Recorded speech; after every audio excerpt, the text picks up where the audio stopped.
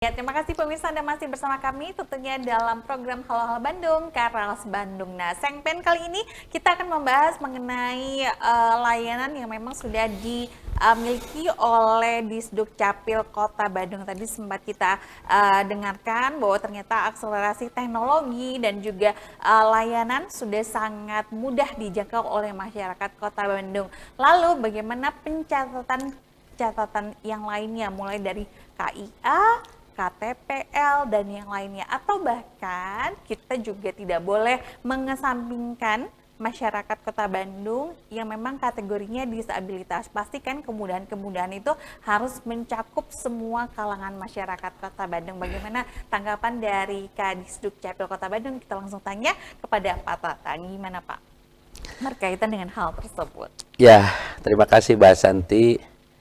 Jadi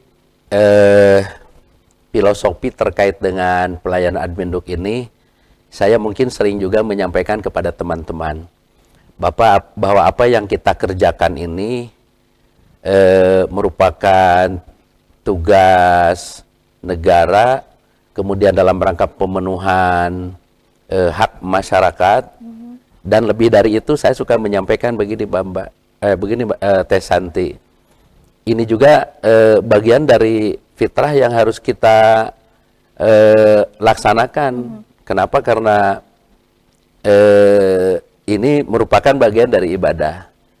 Kalau bagi umat muslim, saya sering menyampaikan di salah satu ayat. Jadi Allah itu menjadikan kita itu dalam keadaan lemah. Dokfin ya kalau dalam Al-Quran itu. Kemudian setelah itu kita dijadikan itu menjadi kuat. Nah, setelah kuat itu Allah menjadikan kita itu dokfin lagi, wasaibatan, bahkan di dalam Al-Quran ini mohon maaf ya saya sedikit sampaikan. Kenapa? Karena ada akselerasi layanan Adminduk kita itu juga salah satu inovasi sila duduk. Jadi silaturahmi bincang Adminduk dengan para ulama ini kita ada akselerasi dalam sosialisasi. Nah, ketika kita lemah itu artinya kita baru lahir di sana. Betul. Lahir di sana, kemudian kita kuat, ini kita dewasa, kemudian kita kembali lemah lagi, tua, bahkan meninggal. Nah, seluruh layanan dari mulai lahir sampai dengan meninggal itu hadir Adminduk di sana untuk memberikan layanan. Dan ini merupakan sunatullah gitu kan, dalam rangka membangun tertibnya manusia, terutama dari sisi Adminduknya. Ini sedikit barangkali bukan ceramah ya ini Mbak. Tapi memang kehidupan memang harus berpedoman terhadap itu ya Pak. Nah, sekarang masuk ke terkait dengan penyelenggaraan Adminduknya. Silakan. Sesuai dengan Undang-Undang Adminduk, bahwa ketika kita lahir maka ada kewajiban kita pemerintah untuk memberikan layanan, mereka itu bisa dicatatkan dalam biodata Adminduk. Nah, kemudian setelah dicatatkan itu, dia tercatat dalam kartu keluarga, dia memiliki NIK, dan anak itu nanti diberikan KIA, kartu identitas anak. Jadi kartu identitas anak itu adalah dokumen Adminduk untuk anak dari 0 sampai 17 tahun. Nah, kira-kira seperti itu.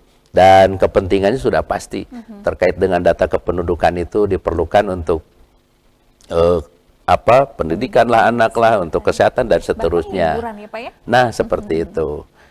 Jadi secara organisatoris ada dua hal yang besar dalam Adminduk ini. Kalau saya selalu menyampaikan bagaimana sih struktur terkait ibarat mobil itu, Dinas Duk Capil itu seperti apa. Kita ada bumper, ada dua bumper yang paling depan, yaitu terkait dengan pendaftaran penduduk. Kalau di dalam instansi kami, itu dikelola oleh satu bidang, namanya bidang pendaftaran penduduk. Nah, ini mereka yang melakukan pencatatan terkait dengan kebutuhan-kebutuhan tadi, KIA, KTP, kartu keluarga, dan lain-lainnya. Kemudian yang kedua, pencatatan sipil. Pencatatan sipil, simpelnya adalah melakukan pencatatan terhadap peristiwa-peristiwa penting. Nah, Teh Santi ketika dulu masih lajang, menikah, punya suami. Nah, maka di sana ada peristiwa penting. Kenapa pentingnya dari satu menjadi dua orang punya suami. Ketika kita punya suami, kita punya anak. Berubah Punya lagi anak ya? juga penting kan, itu peristiwa penting. Berubah lagi. Nah, maka di sana hadir pencatatan sipil. Nah, itu filosofinya. Nah, sekarang kembali kita ke pendaftaran penduduk. Jadi ketika seseorang lahir, dia dicatatkan dalam adminduknya itu ada biodata penduduk. Ini menjadi dasar nanti untuk pencatatan-pencatatan lainnya. Kemudian mereka diberikan peristiwa pentingnya tadi dengan akta kelahiran. Kemudian mereka juga diberikan si anak itu KIA. Jadi umur 0 sampai 5 tahun itu tidak usah ada foto. Tapi kalau 5 sampai 17 tahun itu ada fotonya. Nah, selanjutnya dari sana, dari KIA ini, ketika dia 17 tahun, maka dia melakukan perekaman. Kenapa? Karena identitasnya meningkat pada KTP itu. Nah, dia difoto, diambil iris matanya, direkam maksudnya, kemudian juga sidik jarinya seperti itu, dan dia nanti akan memiliki data yang tunggal. Yang tunggal, jadi data dia itu NIK itu nanti tunggal, dan data itu nanti akan digunakan untuk berbagai keperluan. Ya, seperti tadi ya, pendidikan, perbankan, dan seterusnya. Jadi kurang lebih seperti itu anatominya. Nah, dari identitas awalan itu, nanti dalam perjalanannya, itu akan melahirkan dokumen-dokumen yang lain. Misalnya, pindah nih, kita pindah kota, maka nanti akan lahir surat pindah dari kota Bandung, misalnya pindah ke kota Tasikmalaya. Nah, bekalnya data kitanya nanti dicabut melalui surat pindah itu, dan surat pindah itu nanti disampaikan di sana, nanti datanya akan dicatatkan di sana dan diterbitkan nanti KTP-nya di sana dan kartu keluarganya di sana. Kemudian hal-hal yang berkaitan dengan pendaftaran penduduk itu sendiri, perubahan data. Misalnya perubahan data di kartu keluarga, aduh golongan darahnya belum tercantum, kita periksa golongan darahnya O misalnya, atau golongan darah yang lainnya kita cantumkan. Kemudian di update kartu keluarganya, saya dulu masih mahasiswa, sekarang sudah bekerja sebagai karyawan Bandung TV. Jadi karyawan swasta misalnya dirubah di sana. Nah, ini nanti dokumen-dokumen pendukung itu tinggal disertakan. Nah, ini barangkali tugas-tugas update data terkait dengan dokumen kependudukan itu ada di bidang pendaftaran penduduk. Kira-kira seperti itu. Dan semuanya mudah untuk diakses ya Pak, itu yang paling penting. Mudah untuk diakses, seperti tadi di awal disampaikan. Karena sebegitu pentingnya dokumen awalan itu, maka untuk kita di Kota Bandung, seluruh layanan yang tadi itu sudah bisa dilakukan di 30 kecamatan. Dalam rangka kita memberikan kemudahan dan mendekatkan pelayanan untuk masyarakat. Karena survei membuktikan 10 tahun mungkin ke belakang, kita itu keteteran, Santi. Ketika kita tidak berkolaborasi dengan unsur kewilayahan. Dan sekarang operator kita juga sudah ada di kecamatan. Kita sangat dibantu oleh para camat, para kasipem, dan para operator. Dan karena core bisnis kita sama-sama di pelayanan, ya alhamdulillah ini kita bisa berjalan dengan baik. Karena ini tidak lagi berpikir tentang pekerjaan dinas, tapi ini adalah pekerjaan pelayanan yang harus diberikan kepada masyarakat. Dan kebutuhan mendesak untuk masyarakat. Oke, kebutuhan mendasar pula masyarakat Kota Bandung bukan hanya mereka yang mudah mendapatkan akses, tapi bagaimana warga Kota Bandung yang memang mereka masuk ke dalam kategori disabilitas, Pak. Nah, selain layanan tadi yang sudah disampaikan terkait kemudahan-kemudahan layanan tadi di 30 kecamatan, kemudian kita juga punya gerai layanan kolaborasi kita dengan dunia swasta, ya alhamdulillah kita sangat bersinergi di Kota Bandung ini. Kompak lah rasanya, luar biasa. Kemudian kita juga memiliki layanan online untuk salaman selesai dalam genggaman tadi. Kita pun memiliki layanan jemput bola. Nah, layanan jemput bola itu yang pertama, kita punya mobil layanan yang memungkinkan masyarakat ketika ada agenda-agenda kegiatan yang melibatkan masyarakat banyak, tetapi mereka juga ingin sekaligus ada pelayanan admin, kita bisa hadir. Karena kita punya tim mapping namanya. Mapping. Jadi mapping itu memberikan pelayanan keliling. Nah, kalau istilah Bandung TV, mapping itu mengingatkan. Hayu. Eling, mapping. Hayu. Jadi jangan lupa, jangan menunggu di saat kita perlu, gitu kan. Kalau sudah saat perlu, pas perlu jadi hari libur kan repot. Walaupun kita membuka layanan, tapi kalau semua orang tertuju di hari libur, dengan petugas kita yang terbatas, ya petugas kita sendiri dari libur pengen dong libur. Juga ya. Ada berapa sih teman-teman di Disduk Capil Kota Bandung, Pak? Kalau karyawan kita totalnya itu ada 151. Dan sepertinya masih kurang ya Pak ya, untuk bisa mengakomodir kebutuhan masyarakat. Ya, maka dari itu kita melakukan kolaborasi ya, seperti tadi dengan unsur kewilayahan, kecamatan dan kelurahan.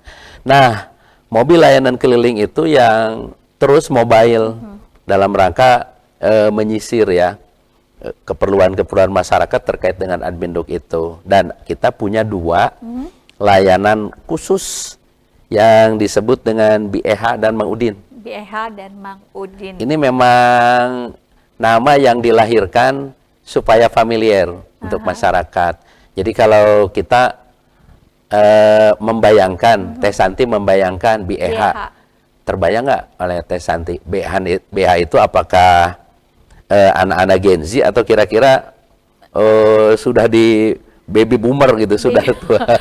Generasi boomer ya. Generasi boomer gitu ya. Ya memang untuk adaptasi boomer dengan teknologi sepertinya harus butuh bantuan. Ya artinya ketika nama BEH yang tersirat di benak kita, oh ini pasti sudah tua-tua kan? Betul. Nah, itu kita punya satu tim itu, dan kita punya satu lagi tim namanya Mang Udin.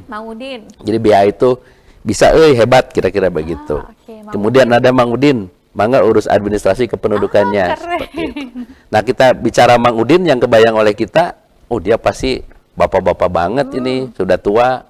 Ketika dia pakai peci, mungkin pecinya sudah menguning. Gitu kan. Pakai sarung kayak si Kabayan mungkin. Nah, ini barangkali sebagai simbolisasi ini adalah untuk layanan inklusif kita. Untuk menyasar penduduk rentan. Jadi bagi mereka yang disabilitas, yang memiliki keterbatasan, bagi mereka yang sudah tua, bagi mereka yang sakit, nah kita punya layanan. Dan jenis layanan kita dibikin familiar, BH Mang Udin, memang itu untuk penduduk rentan. Kira-kira seperti itu. Nah, bagaimana layanan yang kami lakukan? Masyarakat nanti melalui aparat kelurahan, kecamatan itu bisa menginfokan bahwa ada masyarakat yang sudah tidak berdaya, ya karena rentan tadi, apa karena sakit ataukah disabilitas, sudah tua juga, tidak mungkin mereka itu datang ke tempat layanan. Maka mereka menginfokan kepada kita, ke Dukcapil, dan kita akan melakukan layanan jemput bola. Berarti kecamatan harus aktif juga ya melihat kondisi masyarakatnya ya Pak? Ya, dan itu kita juga pelayanannya secara rutin kita lakukan karena ada tempat ya di dinas sosial untuk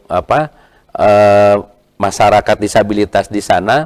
Kita selalu melakukan pelayanan di sana. Kemudian kita juga datang ke panti-panti, ya, ke panti-panti jompo untuk melakukan pelayanan itu. Termasuk kita datang ke rumah sakit. Dan tentu saja kita melayani penduduk rentan tadi sesuai dengan permohonan mereka. Nah, sekarang Teh Santi ini kita sudah sangat dimudahkan karena tepat di tanggal 20 Mei kemarin, Pak Wali telah meluncing inovasi kami, inovasi layanan. Jadi masyarakat ini sekarang sudah bisa melakukan pendaftaran melalui website. Website. Nanti ada di sana form pendaftarannya, mereka melalui gadget masing-masing sudah bisa, dan inovasi itu namanya SIP-Pisan. SIP-Pisan. Nanti mungkin SIP-Pisan. Jadi sistem informasi pendaftaran bagi IS-nya penyandang disabilitas, A-nya dan penduduk rentan. SIP-Pisan. SIP-Pisan. Oke, dari mulai salaman, Mang Udin BH sampai sekarang ada inovasi terbaru, ada SIP-Pisan. SIP-Pisan, dan ini dalam rangka kita mengakselerasi terkait dengan layanan bagi penduduk rentan. Kenapa Wali sangat mengamanahkan kepada kami di tahun ini mereka harus betul-betul disisir oleh kita, jangan sampai mereka itu tidak memiliki dokumen Adminduk, jangan sampai ada kesulitan dengan prosedur, sehingga sekarang wargi penduduk rentan ini melalui media mereka yang mereka miliki, gadget dan lain-lainnya, ini sudah bisa mengakses pendaftaran secara langsung. Kalau dulu mungkin harus ke Pak RT lapor, ke Pak Lurah, ke Pak Camat, sekarang mereka sudah, ya nanti akan masuk ke kita, dan di sana nanti ada fitur untuk pendaftarannya, respon dari kami, sehingga nanti penjadwalan sampai kita penjemputan untuk pelayanan. Oh, itu yang saya tadi tanyakan, Pak. Mereka menghubungi Disduk Capil seperti apa caranya? Ternyata 20 Mei kemarin baru saja di-launching. SIP-Pisan. Ada layanan berbasis web ya, yang sangat memudahkan untuk masyarakat. Jadi nggak perlu di-download, kalau tadi salaman harus di-download ya Pak ya? Ya, ini tinggal nanti melalui web kita. Ketik alamat websitenya. Nah, pemirsa, semakin menarik saja perbincangan di pagi hari ini berkaitan dengan inovasi dan juga akselerasi dari Disduk Capil Kota Bandung. Tentunya ingin memudahkan semua urusan pencatatan sipil masyarakat Kota Bandung. Nanti kita akan kembali di segmen berikutnya.